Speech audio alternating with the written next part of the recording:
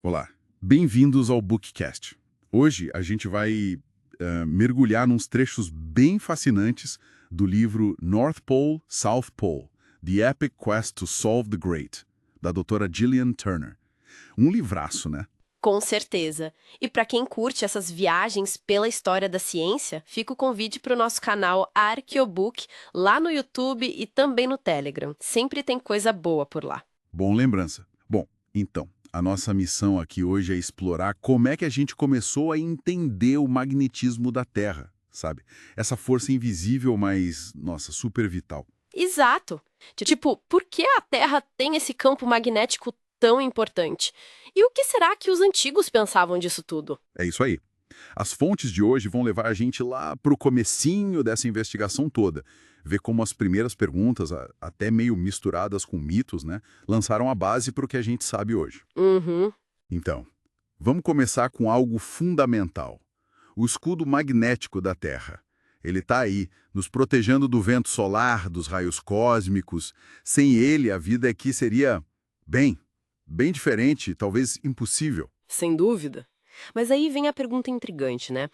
Por que a Terra tem esse escudo tão poderoso? E os nossos vizinhos, tipo Vênus, Marte, Mercúrio? É, que se formaram mais ou menos na mesma época com interiores que a gente imagina serem parecidos, né? Pois é, por que eles não têm? Ou têm campos magnéticos muito, muito fracos? Essa é a questão que moveu muita gente. Uma busca de milênios, literalmente. Para entender o agora, a gente tem que voltar tipo uns 2,5 milênios, lá para a Grécia Antiga. Foi lá que a coisa começou a esquentar. Sim, com Tales de Mileto, né, por volta do século 6 a.C. Ele ficou, assim, intrigado com a pedra ímã, a lodestone. Aquela que atrai ferro à distância. Exato, sem tocar. Imagina o espanto na época. A explicação dele é quase poética, né? Ele disse que a pedra devia ter uma alma Uma alma? para poder mover o ferro. Essa ideia de ação à distância devia ser um nó na cabeça do pessoal. Com certeza. E isso abriu porta para outras ideias, claro. Filósofos depois vieram com visões atomísticas, como o Diógenes de Apólona. Ah, a ideia de que o ímã se alimentava de átomos de ferro? Isso. Ou então as teorias de eflúvios, tipo umas emissões invisíveis que fariam a ponte entre o ímã e o ferro. Tentativas de explicar o mecanismo, né? Tentativas, mas a pergunta central continuava lá. Por que essa propriedade era tão seletiva? Só a pedra-ímã e o ferro. Isso era um mistério danado. E foi essa propriedade que levou a uma invenção, nossa, crucial, a bússola. A bússola, cuja origem exata é meio nebulosa, né? Talvez chinesa ou talvez europeia, desenvolvida de forma independente. É difícil cravar. E tem aquela curiosidade, as bússolas chinesas apontavam para o sul, as europeias para o norte. Interessante isso. E tem aquele poeta francês, o Gaillot de Province, lá por 1205. Ah, sim, ele descreveu como os marinheiros usavam a tal pedra feia e marrom para magnetizar uma agulha. E aí usavam para navegar olhando para a estrela polar, né? Acreditavam que a agulha apontava para ela. Exato, isso se encaixava perfeitamente na visão geocêntrica da época, né? A Terra paradinha no centro, as estrelas girando, e a bússola seria só mais um guia celestial. Fazia sentido para eles. Mas aí entra uma figura muito importante. Petrus Peregrinus, um cruzado francês, século XIII. Sim, na Epístola de Magnete, de 1269. Ele foi um dos primeiros a descrever os polos de um ímã, o norte e o sul, e mais importante ainda. A defesa da experimentação. Isso foi revolucionário para a ciência da época. O Roger Bacon até chamou ele de mestre do experimento, né? Exatamente. Peregrinos começou a tratar o magnetismo como algo da Terra mesmo, não só do céu. Ele via a Terra como um grande ímã esférico. Uhum. Só que essa imagem dele de um magnetismo terrestre todo certinho, simétrico, logo foi desafiada, né? Pois é, veio a descoberta da declinação magnética. Os navegadores começaram a notar, opa, peraí, a bússola não está apontando exatamente para o norte geográfico em todo lugar. E isso levou cartógrafos como o famoso Gerardus Mercator, já no século XVI, a propor que os polos magnéticos da Terra não eram os mesmos que os polos geográficos. Exato, eles não coincidiam. Isso explicaria as variações que o pessoal via nas bússolas. A coisa era mais complexa do que se imaginava inicialmente. Então, para a gente dar uma amarrada, A gente partiu do mistério básico do escudo da Terra, foi para as primeiras explicações lá na Grécia, meio místicas até. A alma dos ímãs. Isso. Chegamos na aplicação prática com a bússola e, finalmente, na virada de chave com o Peregrinos, que trouxe a ideia de testar, de experimentar. E os pontos essenciais que ficam dessa primeira fase são as perguntas que não queriam calar. O que é essa força magnética? Por que ela só pega certos materiais? Por que a bússola aponta para uma direção? E por que às vezes ela desvia um pouquinho? E a gente vê claramente a transição, né? De explicações puramente filosóficas, assim, baseadas no pensamento, para métodos que envolviam olhar, medir, testar. Foram os primeiros tijolos, vamos dizer assim, para construir todo o entendimento que veio depois. Foi fundamental. Baseado aqui nos trechos do livro da Gillian Turner. Esta foi a primeira parte de uma série de 15 que faremos sobre este tema. Exato. E fica talvez uma reflexão final para o pessoal. Pensar como essas primeiras tentativas, sabe? Essa mistura de observação cuidadosa com filosofia, até um pouco de mito, como isso foi crucial. Preparou o terreno, né? Totalmente. Preparou o terreno para séculos de investigação que levariam a gente a ideias como campos magnéticos, a teoria do geodínamo, aquela ideia do núcleo líquido da Terra gerando campo. Fica a pergunta, que outras forças invisíveis será que desafiaram esses primeiros pensadores? E como a evolução do método científico ajudou a gente a desvendar essas coisas? Material para pensar, né? Nessa segunda parte, vamos falar sobre como as grandes viagens de descoberta, o nosso foco aqui, forçaram uma nova compreensão de uma força invisível, essencial para os navegadores, o magnetismo terrestre. A bússola era a chave, né? Mas olha, logo se mostrou bem mais misteriosa do que se pensava. Exato. A crença inicial era quase poética, sabe? A agulha apontava para a estrela polar, tipo uma ligação direta com os céus. Mas aí, com essas viagens longas, cruzando oceanos desconhecidos, o pessoal começou a notar uns desvios, e estranhos, que não batiam com essa explicação tão simples. A realidade é que na Terra era mais complexa. E que desvios eram esses, exatamente? Navegadores como Cristóvão Colombo, já lá em 1492, nas travessias do Atlântico, eles notaram, e com certa preocupação, imagino, que a agulha da bússola não apontava certinho para o norte geográfico, aquele indicado pela estrela polar. Esse ângulo de diferença é isso que a gente chama de declinação magnética, né? Isso, e criou um verdadeiro quebra-cabeça. Porque, bom, se não era a estrela polar que guiava a agulha, o que era então? Aí vem o cartógrafo Gerardus Mercator, lá por meados do século XVI, e ele propôs uma hipótese interessante. Talvez os polos magnéticos da Terra não fossem os mesmos que os polos geográficos. Tipo como se o eixo magnético estivesse inclinado. O que é fascinante. Mostra como a necessidade prática ali da navegação estava empurrando os limites do conhecimento sobre o próprio planeta. E essa variação na declinação de um lugar para outro, isso até gerou uma esperança bem audaciosa, não foi? Lembro de ter lido sobre o Giovanni Battista Della Porta em 1558. Exatamente. O Della Porta, ele vislumbrou usar essas variações da declinação para resolver o grande problema da navegação na época, determinar a longitude em alto mar. Saber a posição leste-oeste com precisão era vital, né? Uma ideia genial, sem dúvida, mas muito à frente da tecnologia que existia. Mapear a declinação no mundo todo com a precisão que precisava. Era um desafio enorme.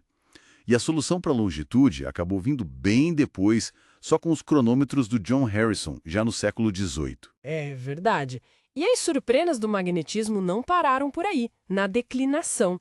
Em 1576, um inglês, Robert Norman, ele era fabricante de instrumentos, né? Ele descobriu outro fenômeno bem esquisito, a inclinação. Ele percebeu que a agulha, dependendo da latitude, não ficava retinha no horizontal. Ela meio que mergulhava ou se elevava. Sim, essas duas peças, o desvio para o lado, a declinação, e esse desvio para cima ou para baixo, a inclinação, foram, assim, fundamentais. Juntando essas observações todas, o William Gilbert, naquele livro importantíssimo, o De Magnete, de 1600, ele propôs algo revolucionário. A própria Terra seria um gigantesco ímã. Isso foi uma mudança de paradigma total, sabe?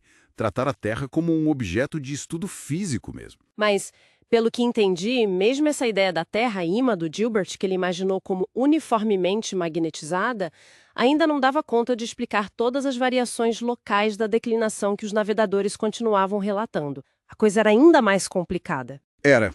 E foi justamente para investigar essa complicação que o Edmund Halley, sim, o mesmo do cometa, entrou em cena. Lá no finalzinho do século XVII, por volta de 1698, ele comandou o navio Paramount numa das primeiras expedições puramente científicas. O objetivo era, claro, mapear a declinação magnética no Atlântico. E para visualizar esses dados de um jeito útil, o Halley teve uma sacada brilhante, né?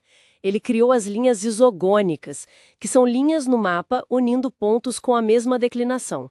Basicamente, ele inventou as curvas de nível, só que para o magnetismo. Essas linhas alianas, como chamavam, viraram uma ferramenta poderosa para os marinheiros. Uma inovação cartográfica incrível, nascida direto da necessidade de entender o campo magnético. Mas olha, ainda tinha uma última reviravolta chegando naquela época. Pois é, quando acharam que tinham entendido o mapa magnético, perceberam que ele mudava. Como assim? Exato. Em 1634, um outro inglês, Henry Gellibrand, fazendo medições da declinação lá em Londres, confirmou que o valor não era fixo. Ele mudava com o passar dos anos. Era a descoberta da chamada variação secular. Nossa! Isso foi, assim, desconcertante para a época. O campo magnético não era uma constante da natureza, mas algo dinâmico, em fluxo constante, um alvo em movimento. E isso sugeria que a origem desse magnetismo estava ligada a processos lá nas profundezas, processos mutáveis dentro da Terra. Algo muito além da ideia de um simples ímã estático. Como um efeito colateral, elas forçaram a descoberta e o mapeamento inicial desse escudo magnético complexo e dinâmico que a gente tem. Uma força invisível que se revelou cheia de segredos. Precisamente. E fica a reflexão, né? Como essa busca por uma solução prática, que era navegar com segurança, acabou levando a humanidade a investigar essa força invisível. E isso iniciou uma jornada científica que, séculos depois, nos levaria a tentar entender os processos turbulentos lá no núcleo líquido da Terra, que hoje sabemos ser a verdadeira fonte desse campo magnético em constante mudança. É uma história fascinante. Nessa terceira parte, vamos falar sobre as origens do nosso entendimento do magnetismo. Vamos dar uma olhada nas primeiras lendas, nas ideias científicas iniciais, né? Usando o material que a gente separou, parece que tudo começa lá na Grécia Antiga, com uma história um tanto curiosa de um pastor. Sim, sim. A lenda do pastor Magnes. É uma história bem conhecida. Dizem que os pregos de ferro da sandália dele e a ponta do cajado, que era de ferro também, grudaram numa rocha meio escura, estranha. A famosa pedra ímã. Exato, a magnetita.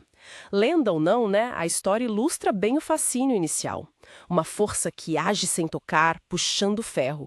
Isso, claro, despertou uma curiosidade imensa. Como pode, né? Como explicar essa atração, assim, à distância? E como é que os primeiros pensadores tentaram decifrar isso? Eu li sobre Tales de Mileto, lá pelo século VI a.C. Qual era a dele? Ah, Tales. Bom, ele foi um dos pioneiros, né? Um dos primeiros filósofos a tentar dar uma explicação, digamos, racional. A ideia dele era fascinante para a época. Ele sugeriu que a pedra ímã devia ter uma alma, uma psiche. Uma alma? Numa pedra? É, porque ela conseguia mover o ferro sem contato físico direto, essa tal ação à distância. Para Tales e para muitos gregos da época, a capacidade de iniciar movimento era um sinal de vida, de ter uma alma. Então, a pedra que movia o ferro só podia ter alma. Que interessante. Uma explicação bem anímica, né? Mas imagino que depois vieram outras ideias, talvez tentando ser um pouco mais, sei lá, pé no chão. Mais mecânicas, sim, com certeza. Outros filósofos gregos buscaram explicações mais materiais. Alguns, por exemplo, com ideias mais atomísticas, pensavam que, a pedra soltava partículas minúsculas, invisíveis, que agarravam o ferro. Ou talvez que a pedra se alimentasse de átomos de ferro. E surgiram também as teorias dos eflúvios. A ideia era que o ímã emitia alguma coisa invisível, um fluxo, um vapor, um eflúvio, que interagia com o ferro, puxando ele. Eflúvios, tipo uma emanação. Isso. É interessante porque, mesmo sendo explicações que hoje a gente sabe que não estão corretas, essa ideia de algo se estendendo pelo espaço, essa influência invisível, já era uma semente, sabe? Um precursor bem rudimentar da ideia de campo magnético que viria muito depois. Faz sentido. Já tentavam visualizar o invisível de alguma forma, mas essas teorias, seja de átomos ou eflúvios, elas conseguiam explicar por que era só com o ferro e só com aquela pedra específica. Aí é que tá. Esse era o grande problema. Elas não davam conta dessa especificidade. Por que só ferro? Por que a pedra-ímã e não outras pedras? Isso continua sendo um beco sem saída por muitos e muitos séculos. Até que a gente dá um pulo grande na história. E esse pulo leva a gente para onde? Ah, William Gilbert, em 1600, com o livro De Magnete.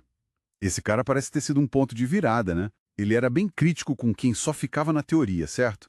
Tem aquela frase dele, algo como: não sendo práticos, não fizeram experiências, sonharam coisas que não existiam. Exatamente. Gilbert foi um defensor ferrenho da experimentação. Ele botou a mão na massa mesmo. Mas a contribuição dele vai muito além de só fazer experimentos. A grande sacada dele, a ideia que realmente mudou o jogo, foi propor que a própria Terra é um ímã gigantesco. O Magnus Magnas, o grande ímã. Peraí, a Terra inteira. Como um ímã enorme. Isso é gigante. Como ele chegou nisso? Foi genial. Ele fez experimentos muito cuidadosos com esferas polidas de magnetita que ele chamou de terrelas. Eram tipo pequenas terras, entende? Ah, como modelos em miniatura. Isso! E ele aproximava pequenas agulhas imantadas, bússolas, dessas terrelas. E o que ele observou? Que as agulhas se comportavam perto da terrela de um jeito muito parecido com o comportamento das bússolas de verdade na superfície do nosso planeta. A inclinação, a direção. Uau! Então ele viu o padrão global no modelo pequeno. Precisamente. Isso levou a concluir que a Terra, como um todo, devia ter propriedades magnéticas semelhantes às da pedra-ímã. Foi uma mudança de paradigma total. Tirou o magnetismo da caixinha de curiosidade local, ou propriedade mágica de uma pedra, e transformou num fenômeno planetário, geofísico. Então ele basicamente criou o conceito de um campo magnético terrestre, mesmo sem usar esse nome. De certa forma, sim. O modelo dele era de um grande dipolo magnético, como um ímã de barra gigante no centro da Terra, alinhado mais ou menos com o eixo de rotação. Ele foi um pioneiro da geofísica mesmo. Chegou a discutir a composição interna da Terra, notou que quase toda rocha tem um pouquinho de magnetismo. Foi um trabalho impressionante. Parece bem redondo para a época. Mas Funcionava perfeitamente. O modelo dele explicava tudo o que se observava com as bússolas. aí é que entra uma complicação. O modelo de Gilbert, de uma Terra magnetizada de forma relativamente simples e uniforme, ele não conseguia explicar muito bem a declinação magnética. Declinação. É aquela diferença entre o norte que a bússola aponta e o norte geográfico verdadeiro, né? Exatamente. E essa diferença não é a mesma em todo lugar. Varia bastante. O modelo simples de Gilbert não dava conta dessa variação geográfica complexa. Era um problema, especialmente para a navegação, claro. E esse mistério, essa falha no modelo, digamos assim, persistiu por um bom tempo ainda. Que percurso, hein? Começamos com um pastor e uma pedra mágica e chegamos no modelo da Terra inteira como um ímã, mesmo que com alguns ajustes ainda por fazer. É uma jornada incrível, né? E o mais legal é pensar como aquela curiosidade inicial, aquela tentativa de entender a mágica da pedra-ímã, mesmo partindo de ideias como almas ou eflúvios, foi absolutamente fundamental. Cada passo, mesmo os que depois se mostraram incorretos, foi construindo o caminho. É verdade. A busca por decifrar essa força invisível acabou nos levando muito longe. Muito longe mesmo. Essa investigação de séculos que começou com uma simples pedra que puxava ferro, eventualmente nos levaria a entender os mecanismos super complexos lá no núcleo da Terra, o dínamo que gera o nosso campo magnético. Mas tudo começou ali, com aquela observação e a pergunta: por quê? A curiosidade move a ciência, né? Nessa parte, vamos falar sobre como a agulha da bússola, sabe, aquele instrumento que parecia tão certinho, acabou revelando um segredo bem surpreendente da Terra. Ah, sim. Imagina só o pessoal na época percebendo que o tal do norte magnético, na verdade, não ficava parado. Ele estava se mexendo. Exato. Uma confusão, né? Vamos mergulhar um pouco nessa história, então, de como a gente descobriu que o campo magnético do nosso planeta é tudo menos, assim, estático.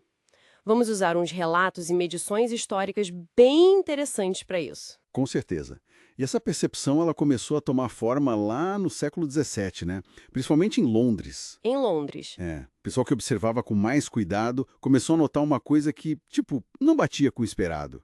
As medições da declinação magnética. Aquela diferença entre o norte geográfico e o norte da bússola, né? Isso, essa mesmo. As medições feitas em épocas diferentes no mesmo lugar davam resultados diferentes. Começou a aparecer uma tendência ali. E os números, eles contam essa história direitinho, né? Tem aqueles registros famosos. Tem sim. Tipo William Burroughs, que mediu 11 graus de 20 minutos para leste, lá em 1580. Uma medição bem antiga. E aí, umas décadas depois, em 1634, o Henry Gellibrand foi medir de novo no mesmo lugar e deu só 4 graus e 6 minutos para leste. Olha a diferença. A diferença era, assim, impossível de ignorar, né? Mostrava que a declinação estava diminuindo direto lá em Londres. Exatamente. O norte magnético estava claramente andando para oeste, digamos assim. Isso. E essa mudança lenta, que hoje a gente chama de variação secular, virou um problemão, um quebra-cabeça científico enorme na época. Imagina. O Edmund Halley, que todo mundo conhece por causa do cometa, como uma grande e permanente mudança. E ele não era de aceitar explicação fácil, tipo, é um depósito de minério aqui perto. Não. Ele queria entender a regra geral, né? Isso. O mecanismo por trás. Isso. Ele buscava uma causa global. Chegou até a propor um modelo bem engenhoso, embora a gente saiba hoje que estava incorreto. Mas mostra a cabeça do cara, né? Totalmente. Ele imaginou 4 polos magnéticos, 2 fixos na crosta da Terra e outros 2 numa esfera lá dentro, no núcleo, que giraria um tiquinho mais devagar que a crosta. E isso explicaria o desvio para oeste. Na cabeça dele, sim. Já era uma tentativa, sabe, de ver a Terra como um sistema dinâmico, não uma pedra parada. E o mais legal do Halley é que ele não ficou só na teoria, né? Isso que eu acho fantástico. Não mesmo. Ele botou a mão na massa, literalmente. Foi um cientista aventureiro, de verdade. Conseguiu convencer a coroa britânica a bancar uma expedição, uma coisa pioneira para a época, em 1698. A bordo do Paramore. Isso.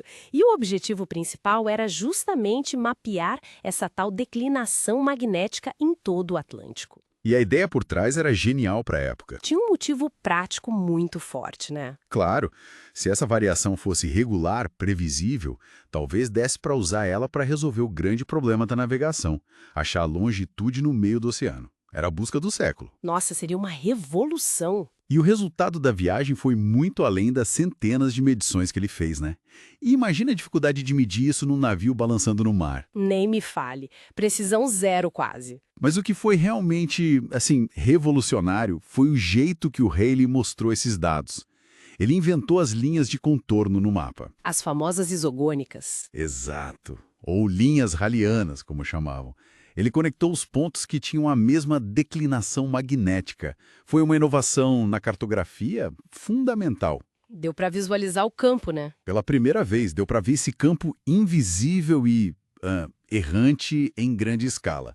Foi um salto, sabe? Transformar um monte de número solto num padrão geográfico. Uma ferramenta que nasceu ali, da necessidade de entender essa bússola que não parava quieta. Mas assim, quando pareceu que o mistério era só essa lentidão toda, essa deriva... Veio mais coisa. Veio mais surpresa, né? Já no século XVIII aparece outro personagem importante. Sim, o George Graham.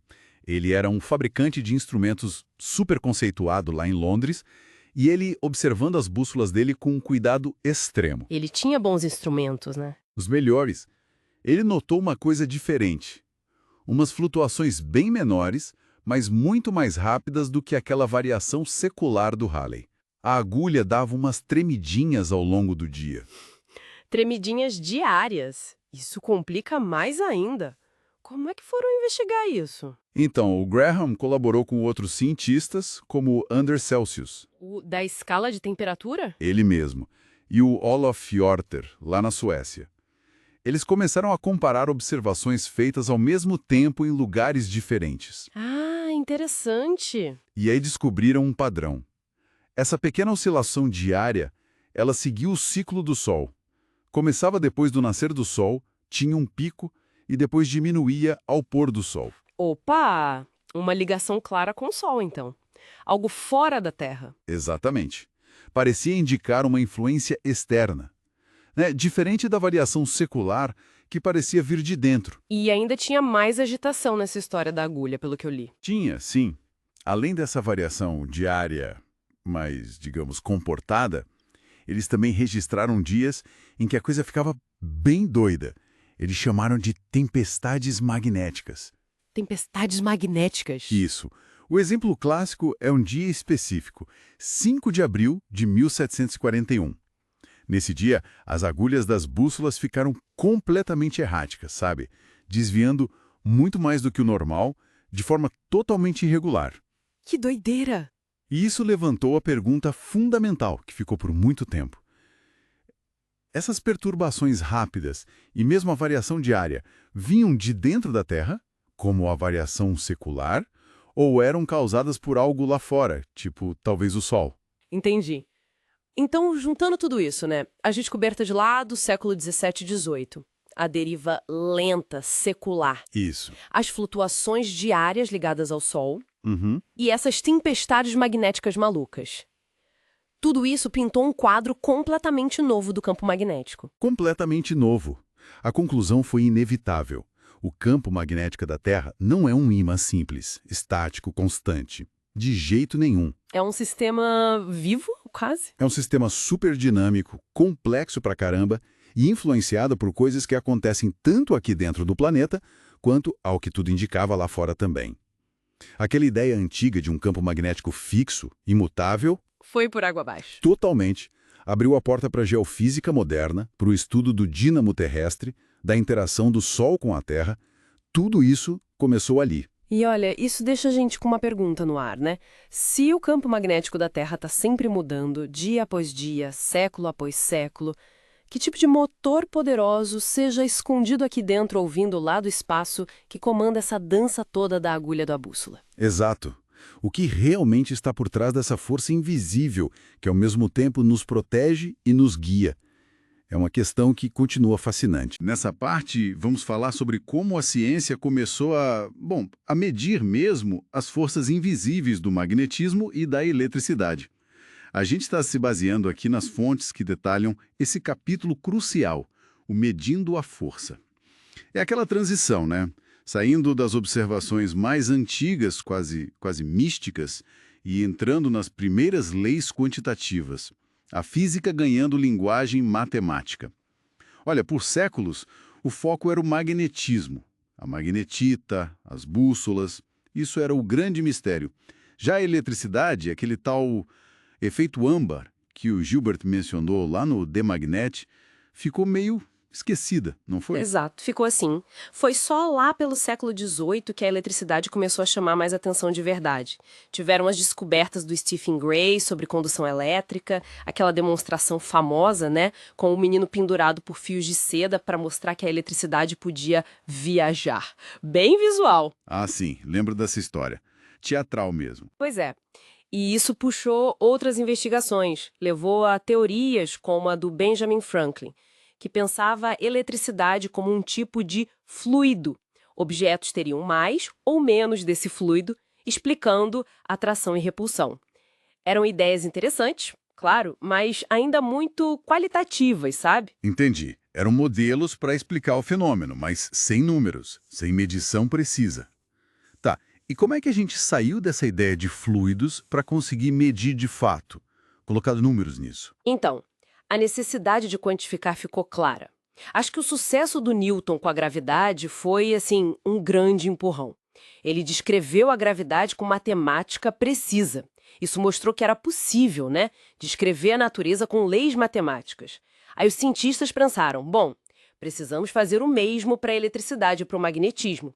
Não bastava mais só dizer atrai ou repele. A pergunta passou a ser: com que força atrai ou repele? E como essa força muda? Certo. E é nesse ponto que entra o Charles Augustin de Coulomb. As fontes indicam que ele se inspirou numa competição da Academia de Ciências de Paris, algo sobre agulhas magnéticas. Foi isso. Foi por aí mesmo. Essa competição foi um estímulo. E ele desenvolveu a tal da balança de torção. Mas, peraí, como é que funcionava isso? Como um negócio que mede torção em fio mede força magnética? Parece engenhoso. E era extremamente engenhoso e, assim, muito delicado. Originalmente, o Coulomb criou essa balança para estudar outra coisa, a resistência dos materiais à torção, a elasticidade. Mas ele teve a sacada de adaptar. Ele pegou uma agulha imantada pequenininha e suspendeu por um fio muito, muito fino. As fontes falam em fio de seda de casulo. Finíssima. Seda de casulo. Uau. Sim, super sensível. Aí, quando ele aproximava um outro ímã, a força magnética de atração ou repulsão torcia esse fio. Medindo o ângulo dessa torção, Coulomb conseguia calcular a força magnética que estava agindo ali. Era um método com uma precisão incrível para a época, capaz de medir forças minúsculas. Que fascinante. Usar a torção de um fiozinho de seda para quantificar algo invisível como o magnetismo. É, realmente brilhante. E o que foi que ele descobriu de mais importante com essa balança? Ele descobriu algo fundamental. Estabeleceu uma das leis básicas do eletromagnetismo. A força entre dois polos magnéticos, não importa se a atração ou repulsão, diminui com o quadrado da distância entre eles. O quadrado da distância. Isso. Se você dobra a distância, a força não cai pela metade, cai para 1/4. É a famosa lei do inverso do quadrado. E o mais interessante é que era a mesma forma matemática da lei da gravitação do Newton. Igual a da gravidade. Caramba! Exato. Essa semelhança era forte demais para ser coincidência, né? Sugeria que talvez a natureza usasse regras matemáticas parecidas para forças diferentes que agem à distância. Um insight poderoso. Ele também percebeu que nos ímãs mais compridos, os polos pareciam se concentrar mais perto das pontas. Uma lei com a mesma cara da lei da gravidade. Isso é muito forte. Mas um resultado assim tão fundamental, imagino que ele precisava confirmar, né? Como ele teve certeza? Os outros métodos. Exatamente. Ciência bem feita é assim, né? Buscar confirmação. E ele fez isso. Ele validou os resultados da balança de torção usando um método diferente, que tinha a ver com a oscilação de uma agulha magnética. A ideia básica é que a rapidez com que uma agulha magnética balança de um lado para o outro, quando você tira ela um pouquinho da posição norte-sul, depende da força do campo magnético ali. Entendi. A frequência da oscilação. Isso. Medindo essas oscilações em diferentes situações, ele chegou nos mesmos resultados. A força realmente variava com o inverso do quadrado da distância. Confirmou o que a balança de torção tinha mostrado. Então, para a gente amarrar aqui, o trabalho do Coulomb, com essa engenhosidade toda, com a balança, com a confirmação, foi o que deu, digamos, a base matemática para o estudo do magnetismo. Tirou da descrição e colocou na equação. Precisamente. Essa quantificação foi um passo gigantesco. Estabeleceu as leis matemáticas para força magnética e estática. E, mais importante ainda, deu os dados e as ferramentas que logo depois permitiriam a outros cientistas descobrir a conexão profunda entre eletricidade e magnetismo. Gente como Ørsted, o Ampère, eles puderam construir sobre essa base quantitativa. Foi a porta de entrada para o eletromagnetismo como a gente conhece. Fica então a reflexão, né? A capacidade de medir uma força invisível, como Coulomb fez, não só permite prever como ela se comporta, mas parece que muda radicalmente nossa forma de entender a própria realidade. Que outras forças ou influências invisíveis aí no nosso mundo, talvez sociais, econômicas, quem sabe até biológicas, poderiam ser compreendidas de um jeito totalmente novo se a gente achasse a balança de torção certo para medi-las? Continuando, vamos falar sobre uma época fascinante. O século XIX, né? Foi quando as ideias sobre eletricidade e magnetismo foram, assim, completamente revolucionadas. Exatamente. A gente deixou para trás aquela noção de que eram só fenômenos curiosos, tipo de ímãs e âmbar esfregado, para mergulhar nesse mundo invisível das forças e, crucialmente, dos campos que permeiam o espaço. Isso. É o capítulo of Forces and Fields ganhando vida. Exato. Estamos entrando nesse terreno. Foi um período de transformações muito intensas. Sabe, a gente passou de observações meio isoladas por uma compreensão unificada.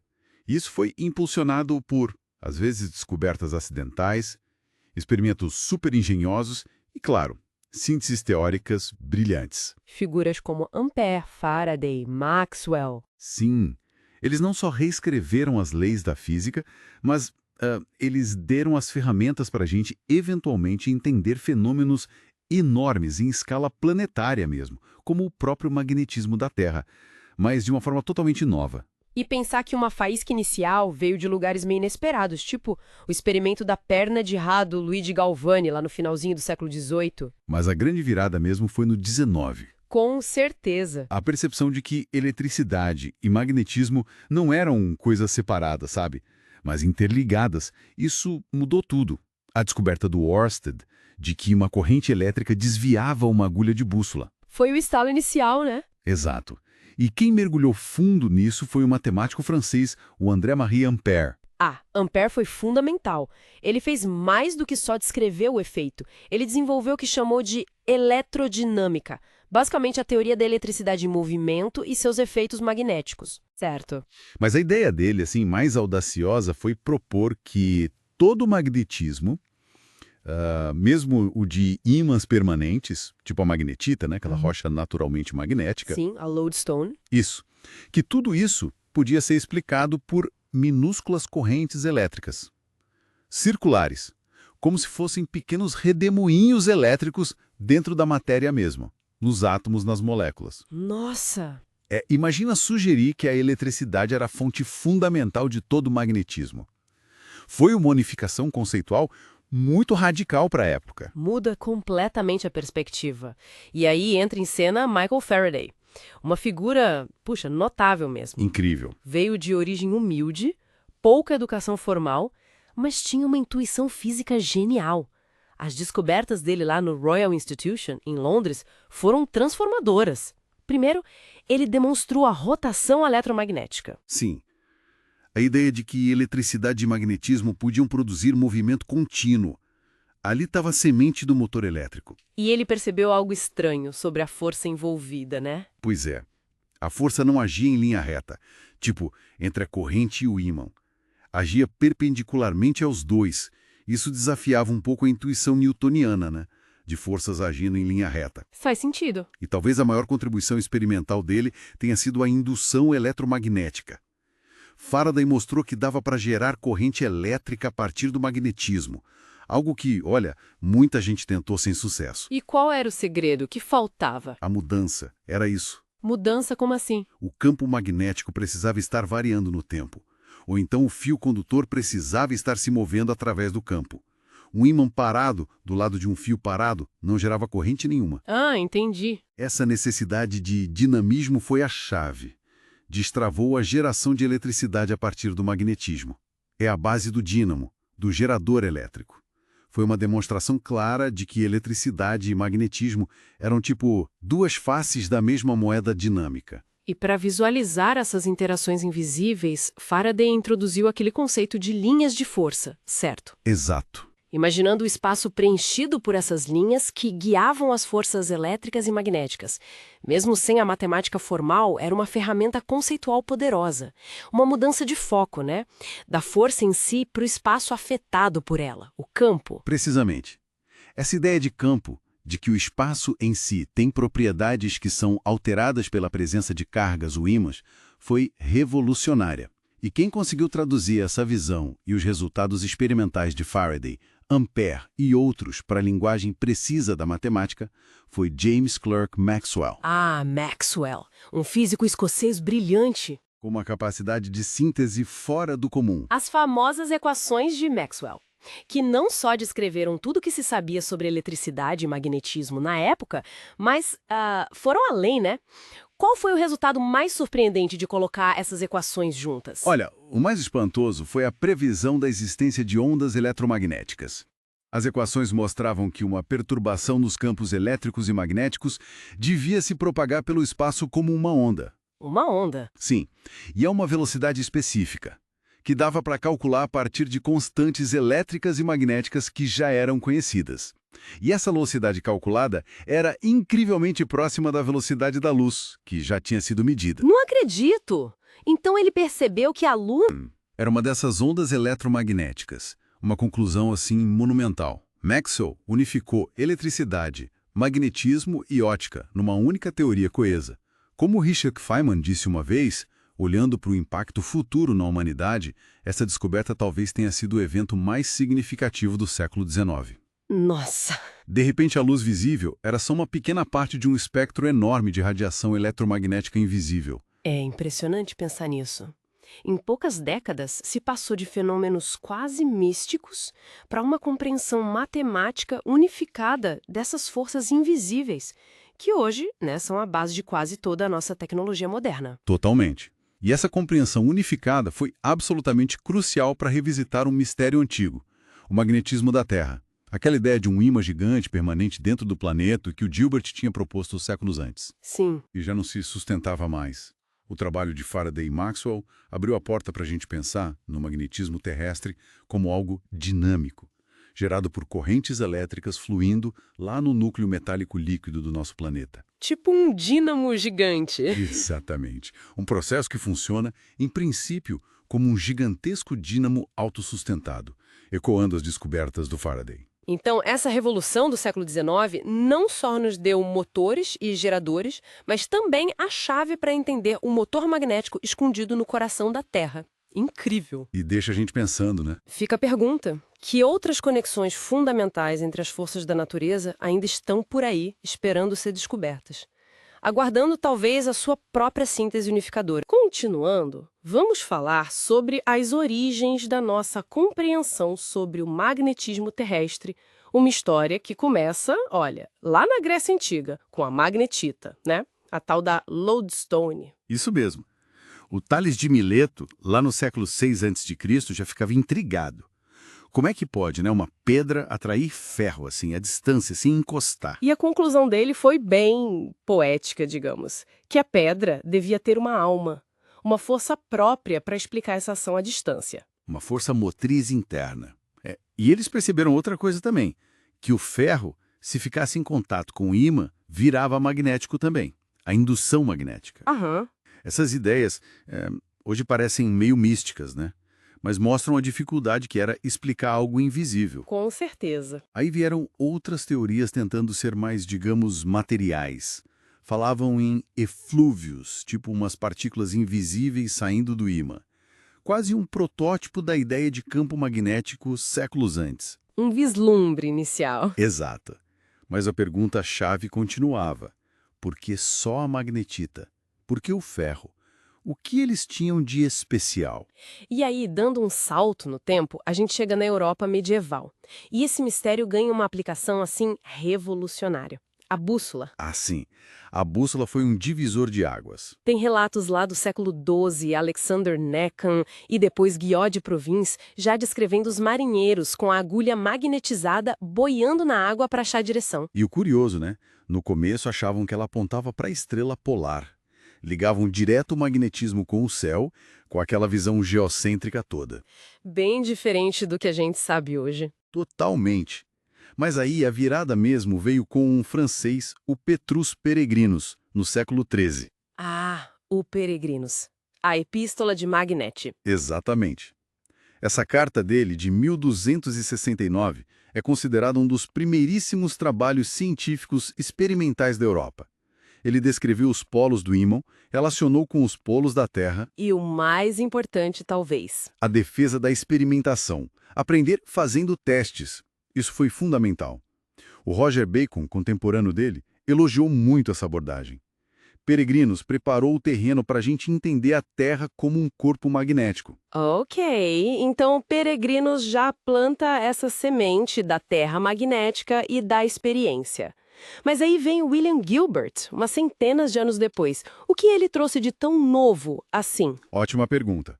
Gilbert, que era médico lá na Inglaterra da Rainha Elizabeth I, pegou essa ideia da experimentação e levou a sério mesmo. O livro dele, De Magnete, de 1600, é um marco É bem crítico com quem só especulava, né? muito. Ele dizia que ciência tinha que ter teste prático, fez inúmeros experimentos. O mais famoso talvez seja com a Terrela. A esfera de magnetita para simular a Terra. Isso, uma mini terra magnética. E com base nisso ele teve a grande sacada. Que foi? Propor que a própria Terra é um ímã gigantesco, o Magnus Magnes, como ele chamou.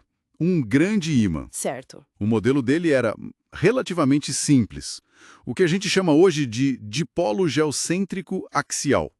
Basicamente um ímã de barra alinhado com o eixo de rotação da Terra. E isso explicava bem porque a bússola aponta para o norte, né? Explicava elegantemente e também explicava a inclinação magnética, aquela variação da agulha para cima ou para baixo dependendo da latitude, que o Robert Norman tinha descoberto um pouco antes. Interessante. Ele chegou a pensar sobre o interior da Terra também? Sim.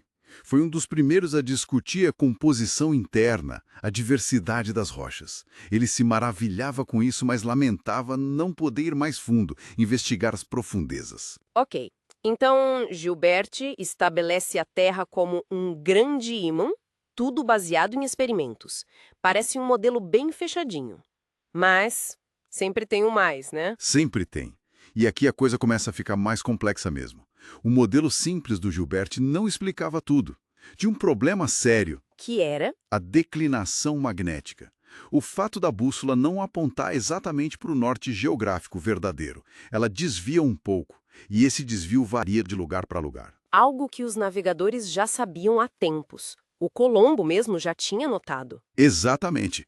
Se a Terra fosse aquele ímã perfeito e simétrico do modelo de Gilbert, alinhadinho com o eixo de rotação, essa declinação não deveria existir ou seria muito diferente. E como ele tentou resolver essa inconsistência no modelo dele? Bom, ele tentou jogar a culpa nas irregularidades da superfície.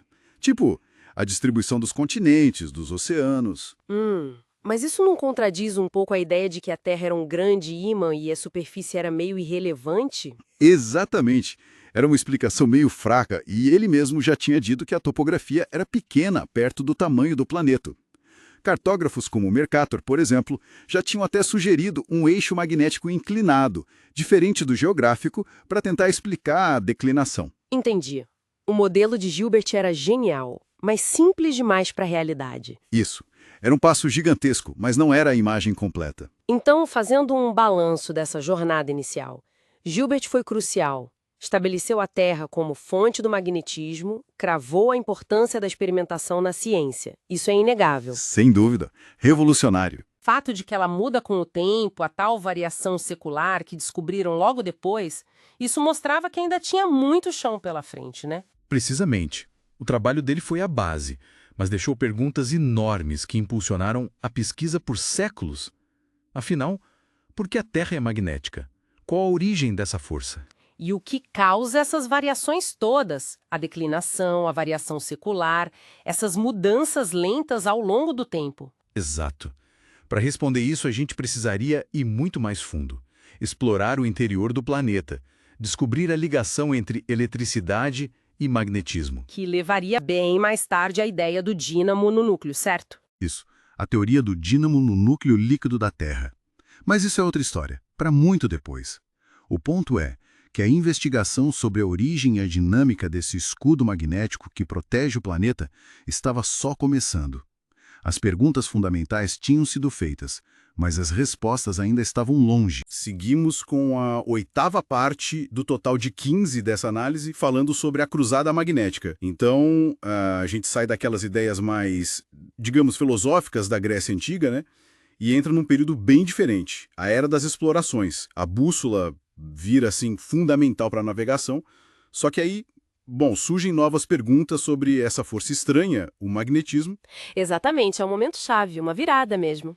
Aquela ideia da alma do ímã, lá de Tales. Era fascinante, mas bem mística, né? Pois é, isso começa a dar lugar a uma necessidade de observar de forma mais sistemática. A prática, a navegação forçou a barra, sabe? Precisavam entender por que raios a agulha apontava para o norte. E essa ação à distância, sem contato físico, sempre intrigou. Teve outras ideias, né? Lembro de ler sobre eflúvios, umas partículas que sairiam do ímã. Sim, tentativas de explicar o inexplicável na época. Mas foi a bússola, o uso prático dela, que realmente acendeu a urgência por respostas mais concretas. Entendi. E a origem dela? Ainda meio incerta. China, Europa. Ainda tem debate. Mas o importante é que o uso se popularizou na Europa medieval. E os navegadores, bom, eles precisavam confiar naquilo. A primeira explicação que pegou, que o Guyot Provins registrou lá no século XIII, Qual era? era que a agulha era atraída pela estrela polar. Fazia sentido, né? Um ponto fixo lá no céu guiando a agulha. Parece lógico. Mas aí entra o Petrus Pellegrinus, lá por 1269, com a Epistola de Magnet. Esse cara parece que mudou o jogo, né? Foi ele que começou a fazer experimentos mais sérios na Europa. Foi sim. O Peregrinus é um marco por causa disso. Ele não ficou só na observação ou na especulação. Ele pegou um ímã, em formato de esfera, e começou a testar. Ah, tipo, botando a mão na massa mesmo. Isso! Ele identificou os polos, norte e sul, notou que se você quebrasse o ímã, cada pedaço tinha seus próprios polos, não dava para separar. Interessante. E a grande sacada dele, ele propôs que a Terra é que tinha polos magnéticos e que a bússola se alinhava com esses polos terrestres, não com a estrela polar. Foi uma ideia bem revolucionária para a época. Ele falou de uma direção magnética própria do planeta. Nossa, que salto! Mas essa ideia bonita logo encontrou complicações, imagino. O próprio Colombo, nas viagens dele, percebeu algo estranho, né? Percebeu. Ele notou que a bússola não apontava exatamente para o norte geográfico, o norte verdadeiro. Havia um desvio, e esse desvio mudava conforme ele navegava. Essa é a tal da declinação magnética. Exatamente. A diferença entre o norte que a bússola indica e o norte geográfico real. O Mercator, aquele dos mapas, até tentou salvar a ideia dos polos, sugerindo que os polos magnéticos da Terra não eram no mesmo lugar que os geográficos, eram um pouco deslocados. Ok, uma tentativa de ajuste. Mas aí veio mais coisa para complicar, né? Veio sim. Em 1576, um construtor de bússola inglês, Robert Norman, descobriu outra coisa: a inclinação magnética. Inclinação? Como assim? Ele percebeu que se você equilibrasse uma agulha magnética para ela poder se mover livremente na vertical, ela não ficava retinha na horizontal. Ah! Dependendo de onde você estivesse na Terra, ela se inclinava para baixo, como se mergulhasse em direção ao chão, ou para cima. Não era só um desvio para o lado, tinha uma força puxando para cima ou para baixo também. Caramba! Então a agulha não só girava, mas também cabeceava? Isso. Uma descrição ótima. E isso complicou bastante, porque aquele modelo simples de polos um pouco deslocados não dava conta de explicar essa inclinação toda variando com a latitude. Entendi. O cenário estava ficando complexo. E foi aí que surgiu William Gilbert, o médico da Rainha Elizabeth I. Exatamente. O livro dele, The Magnet, de 1600, é considerado um divisor de águas. Gilbert ele era muito rigoroso com a experimentação. Rejeitava especulação sem teste. Tipo, chega de achismo, vamos ver na prática. Bem isso. E a grande ferramenta dele foi a terrela. Terrela? Era uma esfera feita de magnetita, um ímã natural. Ele usou essa esfera como um modelo em miniatura da Terra. Colocava pequenas agulhas em volta dela. Para ver como elas se comportavam. Isso. E ele conseguiu reproduzir o padrão de inclinação que o Norman tinha observado na Terra real. As agulhas perto do equador da terrela ficavam horizontais e perto dos polos elas ficavam quase verticais. Que sacada genial! E a partir daí ele chegou à conclusão principal. A Terra inteira funciona como um gigantesco ímã, um dipolo magnético, com um eixo magnético passando pelo centro e alinhado basicamente com o eixo de rotação da Terra. Então a Terra como um ímã gigante alinhadinha. Uma imagem poderosa. Muito. O modelo dele ficou conhecido como dipolo geocêntrico axial. Basicamente, imagina uma barra de ímã enorme atravessando o centro da Terra de polo a polo geográfico. Isso muda tudo. Mas e a declinação? Aqueles desvios que o Colombo notou. Como o modelo de Gilbert explicava isso se a Terra era um ímã tão certinho? Continentes ou profundidade dos oceanos. Uma explicação meio ad hoc, talvez. É que não se sustentou por muito tempo, tanto que logo depois dele já teve gente como um francês chamado Denaltonier, tentando ressuscitar a ideia de um eixo magnético inclinado em relação ao eixo de rotação para tentar explicar melhor a declinação. mas ainda era muito simplista para dar conta da complexidade real que os navegadores observavam. Certo. Então, fazendo um resumo rápido dessa jornada, a gente saiu de uma visão quase espiritual, passou pelos primeiros experimentos do Peregrinus, trombou nas complicações da declinação e da inclinação e chegou no Gilbert, com a Terra sendo um grande dipolo magnético. Exato. Mas ainda com essas ruguinhas, essas variações que o modelo principal não explicava direito. Perfeito. Essa cruzada magnética, como o capítulo chama, é justamente essa transição. Sair da superstição, da observação solta e ir para a experimentação metódica, sistemática. O Peregrinus começou, mas o Gilbert, com o rigor dele, realmente estabeleceu as bases do geomagnetismo como ciência. Ele transformou a curiosidade numa área de estudo séria. Sem dúvida. Abriu as portas para entender melhor, para medir com mais precisão, para as teorias que viriam depois. Ok. Exploramos bem essas fundações da compreensão inicial do magnetismo terrestre. Mas fica aqui uma provocação para a gente pensar, né? Logo depois de Gilbert, descobriram algo ainda mais surpreendente. A declinação não só variava no espaço, mas também mudava com o tempo. No mesmo lugar, o valor da declinação mudava ao longo dos anos. O campo magnético não era fixo? Pois é, a chamada variação secular. Como será que essa descoberta de que o campo magnético da Terra é dinâmico, vivo, abalou aquela imagem de um ímã estático e imutável? Isso levanta perguntas sobre o que realmente está acontecendo lá dentro, no fundo da Terra, para gerar esse magnetismo todo. Mas isso, claro, é assunto para depois. Seguimos com a análise, falaremos sobre o cerne da questão. Como é que a ciência desvendou o que existe lá nas profundezas da Terra? É uma coisa fascinante, porque, como William Gilbert já tinha notado séculos atrás, as nossas minas mais fundas, elas são só arranhões na superfície. Não dava para simplesmente, cavar um buraco e olhar lá dentro, certo? Exato, de jeito nenhum. A gente teve que ser meio detetive cósmico mesmo, usando um monte de pista indireta. A força da gravidade, por exemplo, o magnetismo do planeta e, acho que o principal mesmo, o eco dos terremotos, né? As ondas sísmicas. Elas foram nossos olhos e ouvidos lá embaixo. E aí, pouco a pouco, fomos descobrindo que a Terra é tipo uma cebola, sabe? Com camadas bem diferentes por dentro. E, pelo que eu li, a primeira pista importante veio de algo que parece simples, mas não é. O peso da Terra. Teve aquele experimento famoso do Harry Cavendish, lá em 1798, para meio que pesar o mundo. E o resultado foi uma surpresa, né? Foi sim. Uma surpresa e tanto. Ele descobriu que a densidade média do planeta era tipo 5 vezes e meia a da água. Isso é bem mais do que as rochas comuns que a gente vê aqui na superfície, que são tipo 2,5, 3 vezes a densidade da água. Nossa! Então tinha que ter algo muito denso lá dentro. Tinha. Essa foi a conclusão inevitável, que já vinha sendo pensada por outros, como Maskelyne, mas Cavendish meio que confirmou. Tinha que ter material super denso escondido lá no fundo. E aí, claro, começou um debate enorme, né? Imagina. O que seria? Era tudo líquido lá dentro? Ou tinha um núcleo sólido, pesado, com outras camadas por cima? Exatamente. Como seria essa estrutura? Um planeta que parece pedra por fora, mas pesa como se fosse metal por dentro. Complicado. E tentaram investigar isso, né? Vi que um tal de William Hopkins estudou como a pressão e o calor podiam afetar as rochas lá embaixo. E também usaram a dança da Terra no espaço, a precessão e notação. Isso, essas pequenas oscilações do eixo da Terra, tipo um peão quando está quase parando de girar. A ideia era que um planeta totalmente sólido ia balançar de um jeito. Um planeta com partes líquidas ou menos rígidas balançaria de outro jeito. Os primeiros resultados não foram assim conclusivos de cara, mas já apontavam que a Terra não era um bloco único e rígido. Ah, interessante. E a própria forma da Terra ajudou?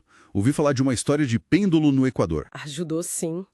Pêndulos de relógio oscilam um pouquinho mais devagar no Equador do que nos polos. E o Newton já tinha explicado isso. É porque a Terra é meio achatada nos polos e mais gordinha no Equador por causa da rotação. E depois veio a tal da oscilação de Chandler. É uma pequena variação no eixo de rotação que tem um ciclo de mais ou menos 435 dias. O cálculo para uma Terra totalmente rígida dava uns 305 dias. Essa diferença reforçou muito a ideia. Nosso planeta tem alguma flexibilidade interna. Não é um bloco sólido. Entendi. Então, juntando as peças. Densidade alta, essa não rigidez indicada pela rotação, o modelo começou a tomar forma, imagino. Começou sim. Aí um alemão, Emil Wishart, lá por 1896, pegou esses dados todos, astronômicos, geodésicos, e propôs um modelo mais concreto. Ele sugeriu um núcleo de ferro bem denso lá no centro e um manto rochoso em volta. A matemática batia, indicando que a maior parte da massa estava concentrada lá no meio. Faz sentido. Mas a chave de ouro mesmo, o que realmente permitiu ver lá dentro, foram os terremotos, né? A sismologia. Ah, sem dúvida alguma. Foi a sismologia que deu o grande salto. Richard Oldham, em 1906, foi um dos pioneiros. Ele notou uma coisa muito importante. As ondas sísmicas primárias, as chamadas ondas P, aquelas que comprimem e esticam a rocha, elas viajavam mais devagar quando passavam pelo centro da Terra. Era a primeira evidência sísmica direta de que existia um núcleo. Que descoberta! E depois conseguiram até medir o tamanho disso. Conseguiram. Pouco depois, em 1913, Beno Gutenberg usou um fenômeno chamado zona de sombra. Tem regiões na superfície da Terra onde as ondas P que atravessam o centro não chegam diretamente. Analisando essa sombra, ele calculou a profundidade do limite entre o manto e o núcleo.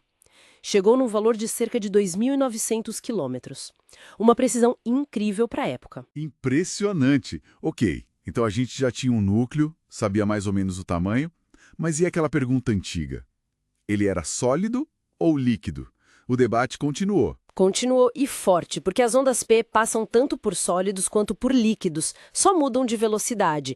Mas aí entraram em cena as ondas S, as secundárias. E foi o Harold Jeffreys, em 1926, que meio que resolveu a questão. As ondas S, que só viajam por material sólido, não conseguiam atravessar essa região central. Combinando isso com os dados de densidade e as ondas P, ele concluiu: o núcleo externo tinha que ser fluido. Líquido mesmo. Ah, então o núcleo externo é líquido. Mas a história não acaba aí, né? Teve mais uma descoberta fundamental da Inge Lehmann. Exatamente, a Inge Lehmann, em 1936. Ela era uma sismóloga dinamarquesa e estava analisando sismogramas com muita atenção. E ela percebeu uma coisa que ninguém tinha notado direito.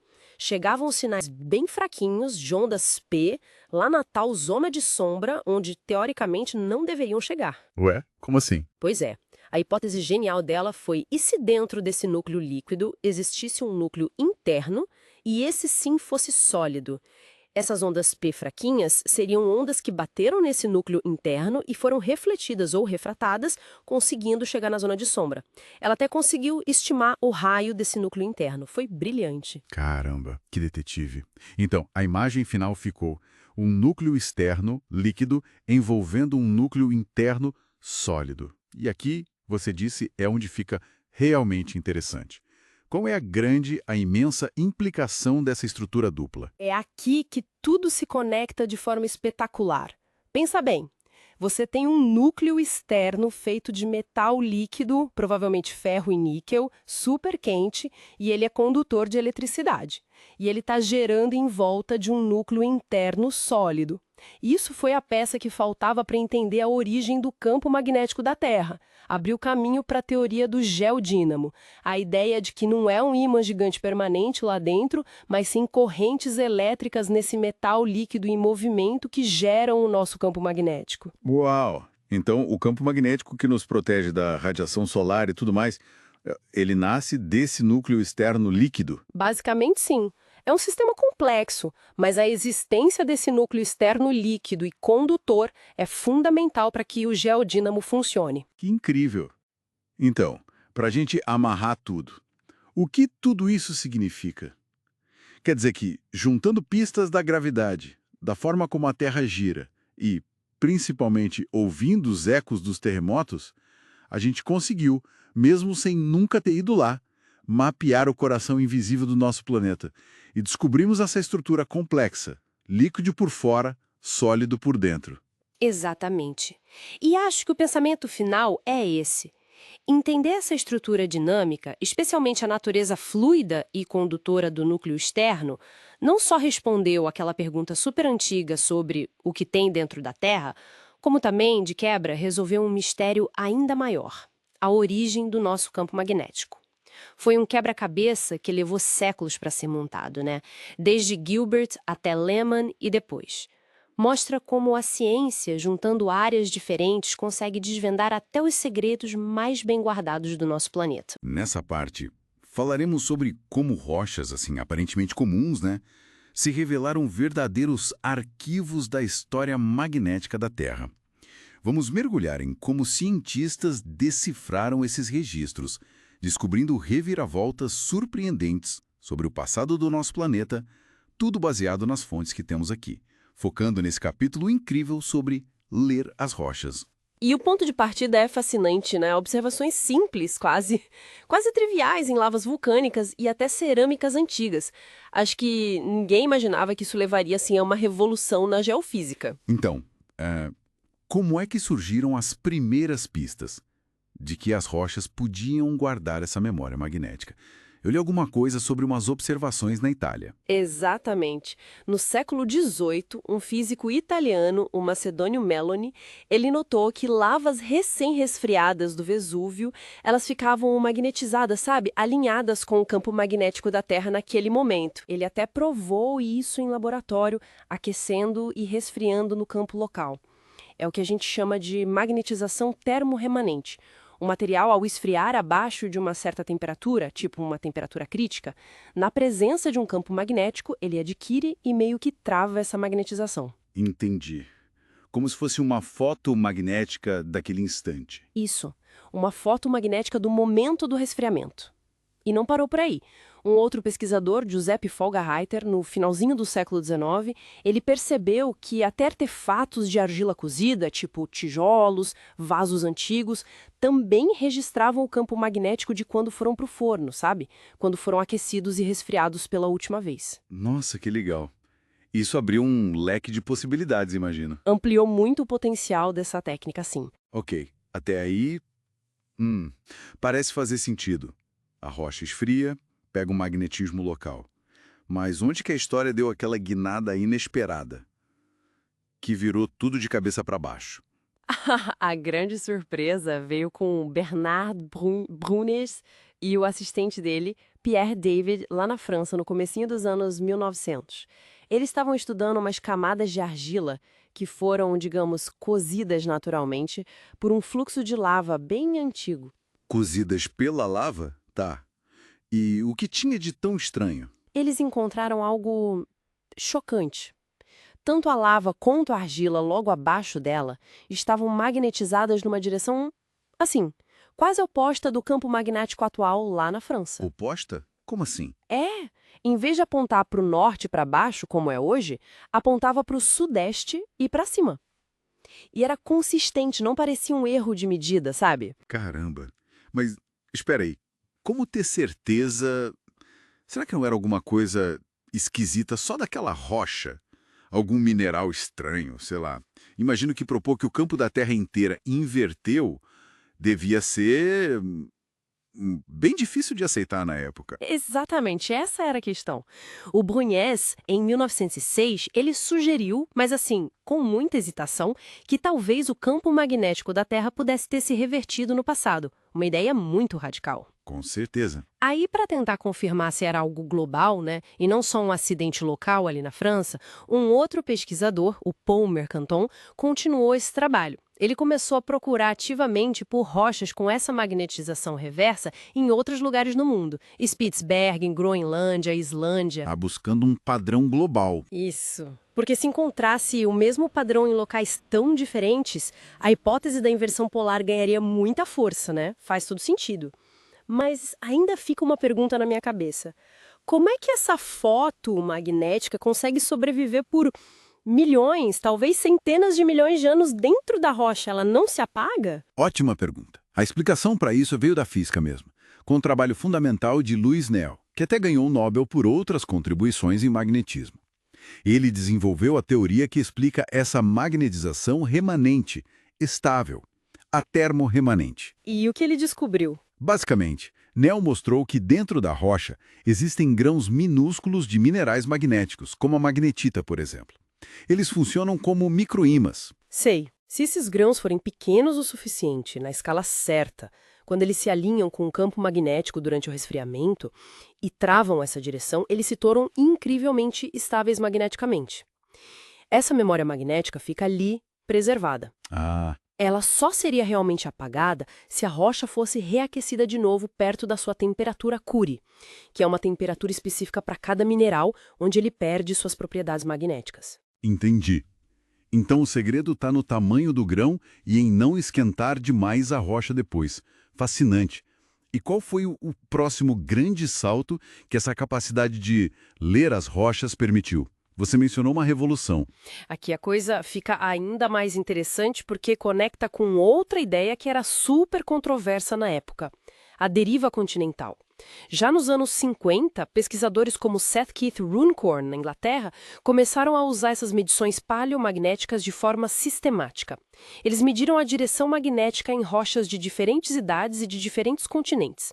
E o que eles estavam procurando? Eles queriam traçar como a posição do polo magnético aparentemente tinha mudado ao longo do tempo geológico. Só que eles fizeram isso olhando da perspectiva de cada continente separadamente. O magnético estaria do passado visto da Europa. E onde estaria visto da América do Norte? É isso, exatamente. E aí veio o pulo do gato. As trajetórias aparentes do polo eram diferentes para continentes diferentes. A curva que descrevia um movimento do polo visto da Europa não batia com a curva vista da América do Norte para a mesma época geológica. Ué, mas o polo é um só, né? Como assim? Pois é. A única maneira de fazer essas curvas diferentes coincidirem, de fazerem sentido juntas, era se os próprios continentes tivessem se movido uns em relação aos outros ao longo do tempo. Nossa. Não era o polo que estava dançando erraticamente de forma diferente para cada lugar. Eram os continentes que estavam, de fato, navegando pela superfície da Terra, carregando consigo seus registros magnéticos. Caramba, isso é uma prova muito forte para a deriva continental, que muitos cientistas ainda rejeitavam, né? Foi uma das provas mais fortes, de certa forma inesperadas. Veio de um campo que, a princípio, não parecia ter relação direta. Mostrou que a Terra era muito mais dinâmica do que se pensava. Uau, que reviravolta! Então, resumindo, essas rochas que a gente pisa, elas são muito mais do que matéria inerte, né? Definitivamente. São verdadeiras cápsulas do tempo magnéticas. Elas registram não só as pequenas flutuações, mas as grandes mudanças, as inversões completas de polaridade do campo magnético terrestre e, como vimos, até indiretamente, o movimento épico dos continentes ao longo de centenas de milhões de anos. É incrível pensar que pistas tão fundamentais sobre a história do nosso planeta estavam ali, sob nossos pés, o tempo todo, esperando para serem decifradas. E fica a reflexão, né? Se a gente conseguiu ler a história magnética e tectônica nas rochas, que outros segredos sobre o passado profundo da Terra ainda podem estar escondidos nelas? Exato. Talvez sobre ciclos climáticos antigos, grandes eventos de extinção, ou quem sabe até pistas sobre a evolução inicial da vida. Segredos que ainda estão lá, esperando, talvez, a tecnologia certa ou a pergunta certa para serem revelados. Nessa parte, falaremos sobre como pedaços de rocha, sim, aparentemente inertes, funcionam como bússolas antigas, sabe? E gravadores magnéticos. Elas revelam uma história surpreendente sobre o nosso planeta. Polos magnéticos que se invertem e continentes inteiros que viajam à deriva. Vamos então mergulhar nas descobertas feitas a partir da análise de rochas vulcânicas e do fundo do mar. E tentar entender como os cientistas decifraram esses registros geológicos para confirmar ideias, assim, revolucionárias sobre a dinâmica da Terra. Bom, tudo começa com uma observação bem intrigante lá no início do século XX. O geofísico Bruniès encontrou na França umas rochas vulcânicas antigas que estavam magnetizadas na direção exatamente oposta ao campo magnético atual da Terra. Parecia que a bússola tinha apontado para o sul geográfico. Como é que isso seria possível? Pois é, essa descoberta abriu as portas para o que a gente chama de paleomagnetismo.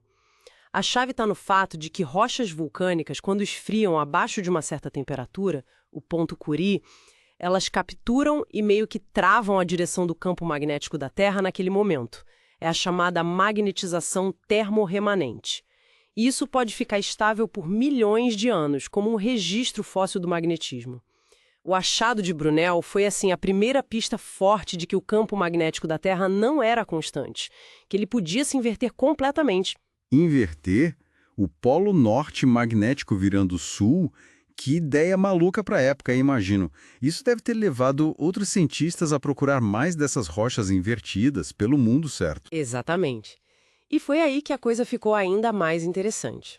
Ao coletar dados paleomagnéticos de rochas de diferentes idades e continentes, o pessoal percebeu que os polos magnéticos antigos pareciam ter vagado ao longo do tempo geológico. Mas logo ficou claro que a explicação mais elegante não era um polo magnético passeando por aí. A explicação era que os continentes é que tinham se movido em relação aos polos, que na verdade eram até que relativamente estáveis. Isso deu um suporte, assim, crucial para a então controversa teoria da deriva continental, né? Aquela do Wegener, décadas antes. Entendi. Então as rochas em terra firme contavam essas histórias, não só de inversões, mas de continentes viajando. Mas e os oceanos? Eles cobrem a maior parte do planeta. O que eles tinham para dizer? Foi aí que entraram as ideias sobre expansão do fundo do mar. Precisamente, as ideias do Hess e do Deitz de que nova crosta oceânica é formada constantemente nas dorsais mesoceânicas, sabe? Aquelas montanhas submarinas. E que essa crosta é empurrada para os lados. Isso abriu uma nova fronteira. Com navios equipados com magnetômetros, começaram a mapear o magnetismo do assoalho oceânico. E os resultados foram, nossa, espantosos. Encontraram padrões lineares de magnetismo. Faixas paralelas às dorsais, ora mais fortes, ora mais fracas que o esperado. As famosas listras magnéticas. Listras, tipo um código de barras gigante no fundo do oceano? E como explicaram esse padrão todo? A explicação genial veio com a hipótese Vine-Matthews-Morley. Eles conectaram tudo: a expansão do fundo do mar, as inversões do campo magnético e as listras magnéticas. Eles propuseram que o fundo do mar funciona como uma esteira volante dupla gigantesca. O magma sobe na dorsal, esfria, e as rochas registram a polaridade magnética da Terra normal ou reversa. Conforme o fundo do mar se expande para os dois lados, ele carrega esse registro magnético. Aí, quando o campo magnético da Terra inverte, o novo material que sobe na dorsal grava a nova polaridade. O resultado são essas listras simétricas de polaridade alternada dos dois lados da dorsal. Um registro perfeito da história das inversões. Nossa, que sacada incrível! E conseguiram confirmar isso na prática? Sim, a confirmação veio com a datação das rochas do fundo do oceano. Usaram métodos radiométricos como o potássio-argônio que permitem, determinar a idade das rochas vulcânicas. Os resultados mostraram que as rochas mais jovens estavam mesmo perto da dorsal e as mais antigas, mais afastadas, exatamente como previsto. E mais, a sequência de inversões registrada nas listras batia perfeitamente com a sequência que já se conhecia das rochas em terra. Isso permitiu construir a escala de tempo da polaridade geomagnética. Foi fundamental. Então, juntando todas essas peças, o paleomagnetismo continental indicando movimento, a expansão do fundo do mar e essas listras como prova final, chegamos à imagem completa, então. Exato. Essas descobertas foram a comprovação final da expansão do fundo do mar e, por consequência, a base sólida para a teoria da tectônica de placas. É ela que hoje unifica as geociências, explicando como a superfície da Terra é formada por placas rígidas que estão sempre em movimento e interagindo. É realmente fascinante pensar que rochas assim comuns guardam registros de eventos tão grandiosos, inversão de polos, a dança dos continentes por milhões de anos. Elas foram a chave para decifrar a dinâmica do nosso próprio planeta. Sem dúvida. A tectônica de placas revolucionou nosso entendimento sobre como se formam montanhas, como oceanos se abrem, Por que temos de terremotos e vulcões onde temos? E as listras magnéticas, olha, foram uma peça absolutamente central nesse quebra-cabeça geológico. Fica então a reflexão. Se o fundo do mar funciona como esse gravador magnético tão fiel, né, registrando as inversões polares, que outros segredos sobre a história profunda da Terra, sei lá, talvez variações na intensidade do campo ou ecos de eventos climáticos ou biológicos antigos ainda podem estar codificados nessas mesmas rochas, só esperando para serem descobertos e interpretados. Nessa parte, falaremos sobre como o fundo dos oceanos guarda um registro magnético que, bom, revolucionou nosso entendimento da Terra. Tudo baseado na história contada pelas rochas lá do assoalho marinho. Ok, vamos explorar isso. Antes ali dos anos 60, o fundo do mar era basicamente um grande mistério, né? Sim, um desconhecido total. A ideia de que os continentes se moviam, como Wegener tinha proposto, parecia impossível. Quer dizer, como é que eles iam atravessar a rocha sólida dos oceanos? Não fazia sentido. Exatamente, faltava o como, né? Faltava um mecanismo que fosse convincente. E a resposta começou a surgir com a hipótese da expansão do assoalho oceânico. Essa ideia veio de pesquisadores como Hess e Udaitz. Certo, Hess e Deitz. Eles imaginaram que novo assoalho era criado nas cordilheiras submarinas, sabe? Aquelas dorsais mesoceânicas. E o assoalho mais antigo era, digamos, reciclado de volta para dentro da Terra, lá nas fossas oceânicas. Mas a prova-chave, assim, a virada de jogo, veio de uma fonte que ninguém esperava muito, o magnetismo das rochas. Foi bem nessa época que aqueles novos instrumentos, os magnetômetros, começaram a ser usados, né? Rebocados por navios. E aí eles começaram a mapear o campo magnético do fundo do mar, com muito mais detalhe. E os resultados foram surpreendentes, certo? Muito surpreendentes. Eles revelaram umas faixas longas de anomalias magnéticas. Anomalias. Como assim? Áreas onde o campo magnético medido era um pouquinho mais forte ou então um pouquinho mais fraco do que o esperado, sabe? E essas faixas corriam paralelas às dorsais. Parecia listra de zebra mesmo, um padrão totalmente diferente do que a gente via nos continentes, bem irregular. Listras de zebra? Que imagem! E como é que a hipótese de Weiner Matthew Morley entra nessa história para explicar essas listras? Isso parece um quebra-cabeça complexo. Foi a conexão genial. Eles juntaram 3 peças que já estavam meio que circulando. Primeira, a própria expansão do assoalho oceânico, que o Hess e o Deitz propuseram. Segunda, a descoberta de que o campo magnético da Terra inverte sua polaridade de tempos em tempos. Isso já vinha sendo estudado em lavas vulcânicas em terra firme. Ah, as inversões magnéticas. Já ouvi falar. Isso. E a terceira peça, o fato de que as rochas, quando se formam, podem gravar o campo magnético presente naquele momento. O tal do magnetismo remanescente. Imagina só. O magma quente sobe lá na dorsal mesoceânica, conforme ele esfria e vira rocha sólida, abaixo de uma temperatura específica, a gente chama de temperatura Curie. Curie, certo. Dele. Os minerais magnéticos dentro dele se alinham com o campo magnético da Terra daquela época e ficam travados naquela direção. Registram se o campo era normal, como hoje, ou se era reverso. Peraí, então funciona quase como se fosse um gravador geológico, uma fita magnética gigante no fundo do mar. Exato, é uma ótima analogia. Conforme o assoalho vai se expandindo para os 2 lados da dorsal, ele vai registrando essas inversões de polaridade que ocorreram ao longo de milhões e milhões de anos.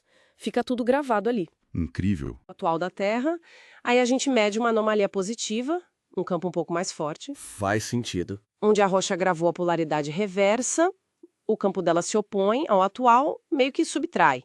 Aí temos uma anomalia negativa, um campo mais fraco. E como a expansão é para os 2 lados? E isso gera aquele padrão de listras simétricas em relação ao eixo da dorsal. Uma faixa positiva aqui, outra igual do outro lado. Uma negativa aqui, outra igual lá. Perfeitamente simétrico. Fascinante. Mas, olha, uma ideia tão elegante que conecta tantos pontos diferentes precisava de provas bem fortes, imagino. Ela foi realmente confirmada? Como? Sim, e de maneira bastante convincente, eu diria. Primeiro, o pessoal começou a fazer modelos de computador. Eles simulavam a expansão do assoalho, colocavam a sequência conhecida de inversões magnéticas e, Voilá! Os padrões de listras gerados no computador batiam perfeitamente com os padrões medidos pelos navios em diversas doçais oceânicas, tipo no Atlântico, no Pacífico, no Índico. Era igual. Uau! Os modelos previram a realidade. Exatamente. E não só isso, a escala de tempo das inversões magnéticas, que estava sendo mapeada com cada vez mais precisão, usando datação de rochas vulcânicas em terra, com potássio argônio, e também estudando o magnetismo gravado em testemunhos de sedimentos do fundo do mar, essa escala de tempo bateu certinho. Como assim bateu? A largura das faixas magnéticas no assoalho oceânico correspondia direitinho à duração de cada período de polaridade normal, ou reversa, que eles estavam medindo em terra e nos sedimentos. Tudo se encaixava, considerando as velocidades de expansão do assoalho, que podiam ser estimadas. Entendi. A largura da faixa era proporcional ao tempo que o campo ficou naquela polaridade. Precisamente. Essa consistência, essa simetria global foi a confirmação definitiva. Não tinha mais como duvidar. Então, resumindo a ópera, o que podemos levar disso tudo? Essas listras magnéticas que estavam lá, escondidas no fundo do mar, elas foram a chave que faltava, né? A prova que todo mundo procurava. Sem dúvida. Elas se tornaram a prova irrefutável da expansão do assoalho oceânico. Aquela ideia do Hess e Dietz estava correta. E, consequentemente, Validaram a teoria maior da tectórica de placas, que explica como as placas litosféricas se movem carregando os continentes junto. E, claro, confirmaram de vez que o campo magnético da Terra realmente se inverte periodicamente. Foi uma mudança radical na geofísica, uma verdadeira revolução. uma revolução silenciosamente gravada nas profundezas dos oceanos. É incrível pensar nisso. E isso, claro, nos deixa pensando. Esse vasto arquivo magnético que cobre o fundo dos oceanos, contando a história de milhões de anos. Que outras histórias, talvez ainda mais surpreendentes, sobre o passado e o funcionamento interno do nosso planeta, ele ainda pode revelar para a gente no futuro? Fica a pergunta, né? Com certeza. Ainda muito a descobrir lá embaixo. Nessa parte, falaremos sobre a fascinante jornada científica para decifrar o registro magnético da Terra. Uma história que estava, assim, escondida nas rochas por milhões e milhões de anos, né? Como será que os cientistas aprenderam a ler essas rochas e desvendaram esses segredos todos do nosso planeta? Olha, o ponto central dessa investigação toda foi a descoberta surpreendente, eu diria, de que o campo magnético da Terra não é uma coisa constante, imutável, sabe? Ele inverteu a polaridade, quer dizer, o polo norte magnético virou sul e o sul virou norte. Isso aconteceu muitas vezes ao longo da história geológica. Uma verdadeira dança magnética, né? Em escala planetária. Que ideia intrigante. Nossa, então, como é que se passou de umas observações meio curiosas, né? Quase acidentais, para uma compreensão tão detalhada dessa história magnética? Quais foram as pistas, as ferramentas que permitiram essa façanha toda? Vamos investigar essa trajetória aí. Bom, parece que tudo começou com algumas pistas meio desconcertantes lá no início do século XX. Teve um físico francês, o Bernard Brunès, em 1906, ele notou uma coisa muito esquisita. Rochas vulcânicas e até argilas que foram cozidas por essas lavas, lá na França, elas estavam magnetizadas na direção oposta ao campo magnético de hoje. Exato. Um verdadeiro quebra-cabeça na época, né? Imagina só. Sim. E pouco depois, um outro pesquisador, Paul Mercanton, começou a procurar rochas com essa mesma característica em outros lugares do mundo. Isso já começou a sugerir que talvez não fosse só uma coisa local, né? Um fenômeno mais global. Pois é. E a chave para a gente entender como as rochas conseguem gravar essa informação tá num negócio chamado magnetização termorremanescente, ou TRM. Funciona assim. Quando a lava vulcânica esfria e passa por uma temperatura crítica, que a gente chama de ponto Curie. Ah, o ponto Curie. Lembro disso. É quando o material perde o magnetismo, se esquenta, mas fixa-se e esfria, né? Isso. Abaixo desse ponto, os minerais magnéticos que estão ali na lava, tipo a magnetita, eles se alinham com o campo magnético da Terra daquele momento específico. E essa orientação fica congelada na rocha. Foi um físico, o Lewis New, que mostrou como essa magnetização em grãos bem pequenos podia ser incrivelmente estável, sabe? Durar por eras geológicas inteiras. Caramba! Então essa capacidade da rocha de lembrar o campo magnético antigo se tornou fundamental. É quase como ter uma bússola fóssil, né? Exatamente. E essa estabilidade toda foi a chave para o próximo grande salto, que foi entender como essas gravações se distribuíam no planeta todo, o que nos leva para a revolução das placas tectônicas e para aquela hipótese famosa, a Vine-Matthews-Morley, de 1963. Precisamente. Eles que perceberam essa conexão crucial entre a expansão do assoalho oceânico, lá no fundo do mar, e as reversões magnéticas. Pensa assim, tem magma novo subindo o tempo todo nas dorsais mesoceânicas. Quando ele chega lá e esfria abaixo do ponto Curie, ele é magnetizado na direção do campo da época, que pode ser normal, como hoje, ou reverso. Entendi. E como o assoalho oceânico vai se afastando da dorsal para os dois lados, como se fosse uma esteira rolante dupla, sabe? Ele vai criando faixas paralelas de rochas, uma com magnetização normal, a do lado com reversa, depois normal de novo. O insight genial aí não foi só que a rocha grava o magnetismo, mas que o fundo do oceano funciona como uma fita magnética gigante, gravando a história das inversões da Terra de forma, assim, surpreendentemente organizada. Incrível. Nossa, o resultado é esse padrão simétrico no fundo do mar. Você falou bem, um verdadeiro código de barras magnético registrando as inversões ao longo do tempo. Mas, para transformar esse código de barras numa história que a gente pudesse entender, com datas e tudo, era preciso datar essas reversões. Como foi que conseguiram fazer isso? Aí que entra a geocronologia, né? A datação das rochas. O desenvolvimento de métodos de datação radiométrica, como o potássio-argônio, o KR. Ah, sim, que mede o decaimento radioativo, né? Para saber a idade da rocha. Exato. Isso permitiu datar aquelas lavas em terra, aquelas que o Brunis e outros tinham estudado. Cientistas como o Cox, o Dalrymple, o Duell, eles conseguiram determinar as idades das rochas que registravam as diferentes polaridades. E depois, o pessoal que trabalhava com os dados marinhos, tipo o Hertzler e os colegas dele, usando dados de navios oceanográficos como o Eltanin, eles correlacionaram essas idades que foram achadas em terra com os padrões, o tal código de barras, das anomalias magnéticas lá do fundo do mar. Poxa, que trabalho. Foi mesmo. E aí, juntando tudo, eles conseguiram construir a escala de tempo da polaridade geomagnética, a GPTS. E para confirmar ainda mais, o pessoal que estudava testemunhos de sedimentos do fundo do mar, como o Updike, também encontrou o mesmo padrão de reversões nesses sedimentos. Tudo batia. Que legal! E essa escala de tempo revelou um cenário bem dinâmico, né? Pelo que entendi, descobrimos que, sei lá, nas últimas dezenas de milhões de anos, o campo magnético passou quase metade do tempo em polaridade normal, como a nossa, e a outra metade em polaridade reversa. Isso mesmo. E o mais surpreendente, para mim pelo menos, é que a frequência dessas reversões é totalmente irregular. Não tem um padrão.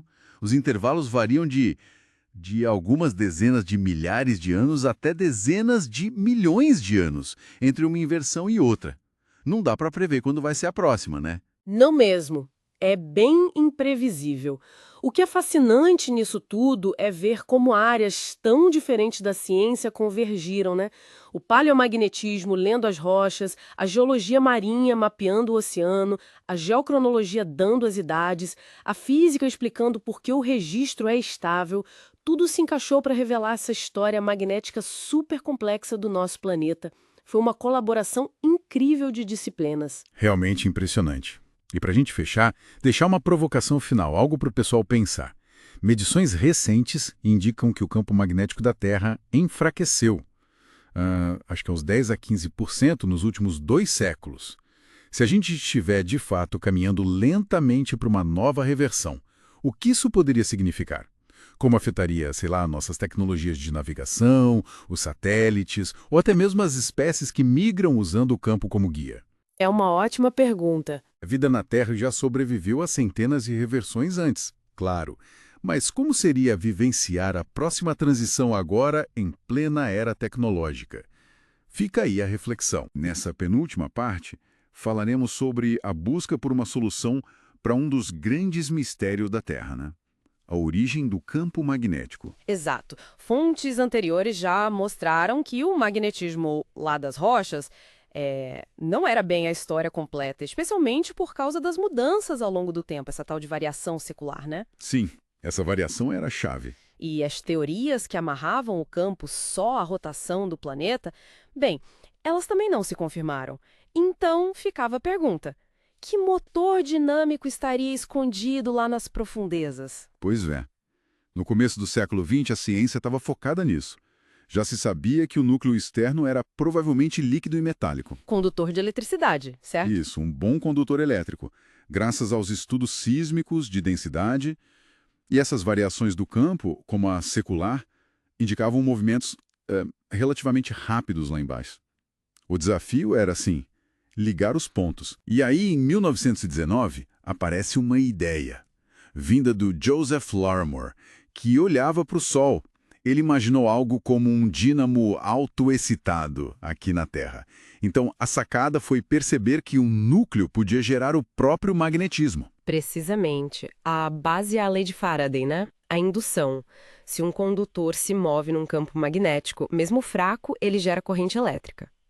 A genialidade do Larmor foi propor que, se o movimento do metal líquido no núcleo fosse, bem, complexo o bastante, as correntes geradas poderiam criar um campo magnético que, olha só, reforçaria o campo original. Ah, Não precisaria de um ímã inicial gigante lá dentro, sabe? entendi. Como um sistema que se retroalimenta. O movimento gera eletricidade, que fortalece o magnetismo, que aí interage com mais movimento. Um ciclo que se sustenta sozinho, tipo, a partir de quase nada? Exatamente isso. Um dínamo autossustentado. E o melhor, por ser baseado num fluido em movimento, explicaria naturalmente a variação secular. Aquelas mudanças lentas, mas contínuas. Isso, aquelas observadas há séculos. Parecia, assim, muito promissor. Ok, a ideia parece elegante, intuitiva até. Mas imagino eu, quais foram as primeiras barreiras reais que surgiram para transformar essa intuição em ciência, comprovada? A matemática. A chamada magnetodrodinâmica. Nome complicado. Junta eletromagnetismo com dinâmica de fluidos. É incrivelmente complexa. E aí, em 1934, veio o Teorema de Cowling. Foi um golpe duro. Cowling, o que ele disse? O Thomas Cowling, ele demonstrou matematicamente que um fluxo de fluido que fosse perfeitamente simétrico em relação ao eixo de rotação, sabe? Bem alinhadinho, Simétrico? não conseguiria sustentar um campo dipolar, aquele com um norte e um sul definidos como o da Terra. Entendi. Então, a simetria perfeita, nesse caso, meio que atrapalhava. Isso deu uma freada na pesquisa. Com certeza dificultou. Alguns cientistas, tipo o Patrick Blackett, até voltaram a investigar se o magnetismo não seria uma propriedade fundamental da rotação, sabe? Ah, voltaram para aquela ideia anterior. Tentaram, mas os testes experimentais não confirmaram essa linha. O foco teve que voltar para o dínamo, mas agora com uma nova certeza. A solução precisava de movimentos complexos e assimétricos no núcleo. A bagunça, digamos assim, era necessária. Faz sentido. Se a ordem perfeita não funciona, talvez a desordem funcione. Mas como modelar essa bagunça organizada sem os supercomputadores que a gente tem hoje? Olha, com muita engenhosidade. Nos anos 50, o Edward Bullard usou uma analogia mecânica brilhante. Um dínamo de disco. Um disco? Como assim? Imagina um disco de metal girando, com uns fios ligados a uma bobina que gera o campo magnético. Era um modelo físico bem simples, mas cujas equações podiam ser resolvidas. Com as calculadoras da época, aquelas gigantes. Exato. Pelas calculadoras mecânicas da época. Pensa naquelas máquinas enormes ocupando salas inteiras. Uau! E o que esse disco giratório mostrou? Deu certo. Mostrou que o princípio do dínamo autoexcitado era viável. O modelo conseguia gerar um campo dipolar estável. Foi uma validação conceitual super importante. Ah, que bom. Mas, Porém, esse dínamo de disco simples não conseguia explicar as reversões de polaridade. as inversões. Quando o norte vira sul e o sul vira norte. Isso mesmo, algo que os registros nas rochas já mostravam ter acontecido várias vezes na história da Terra. O modelo do Bullard era estável demais para isso. Era uma pista, mas não a resposta completa. Então, tá, chegamos ali em meados do século XX com a teoria do dínamo sendo a melhor aposta, né? mas ainda meio incompleta. Sabia-se que precisava de um fluxo complexo, assimétrico, mas não se entendia exatamente como ele funcionava, nem por que causava as inversões. Exatamente. O que um dínamo autoexcitado lá no núcleo líquido estava mais ou menos claro, mas o como esse ainda era uma grande interrogação. Faltava detalhe. Faltava muito detalhe. A resposta definitiva ia exigir um salto na capacidade de cálculo para simular a dança tridimensional turbulenta daquele metal líquido lá dentro. Ok, então, juntando as peças.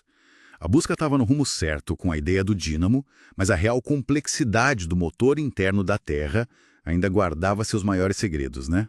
Sem dúvida. E o que é fascinante aqui é justamente essa pergunta que ficou pairando, sabe? Que tipo de fluxo complexo e assimétrico seria capaz não só de gerar e manter o campo, Mas também de, ocasionalmente, desestabilizar tudo e inverter ele completamente.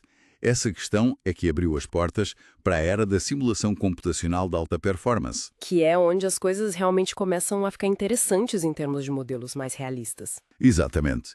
Mas essa já é a próxima etapa da nossa investigação. Chegamos ao fim dessa análise. Nessa última parte, falaremos sobre o coração pulsante magnético do nosso planeta. Exato.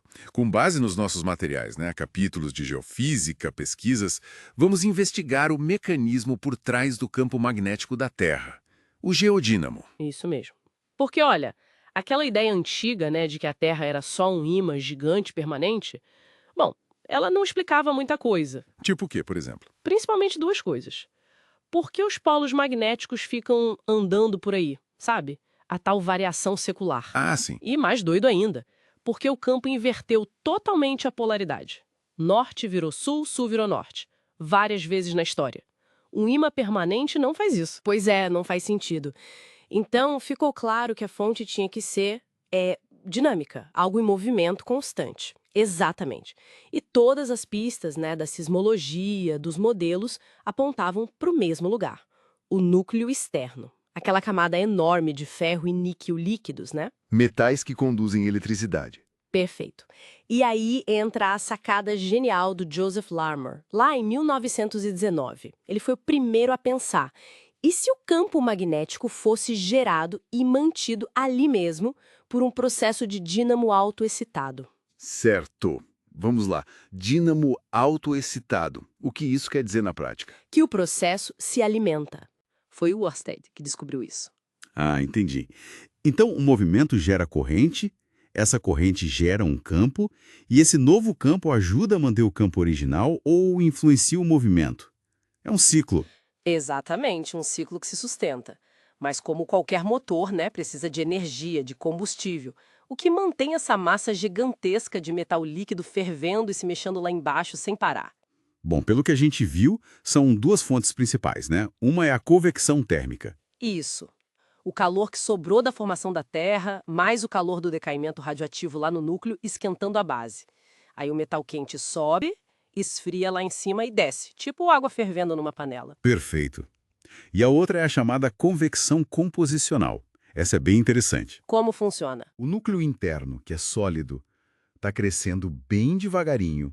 Ele está, congelando. Certo. Ao fazer isso, ele expulsa elementos mais leves, enxofre, oxigênio talvez, para o núcleo externo, que é líquido. Esse material mais leve, meio contaminado, sobe porque é menos denso. Ah, ele flutua. E isso também gera movimento? Gera mais movimento, mais flutuabilidade. É uma fonte de energia super importante e contínua para manter o dínamo funcionando. Mas espera aí. Não é qualquer movimento que serve, Lembro de ter lido sobre o teorema de Colin.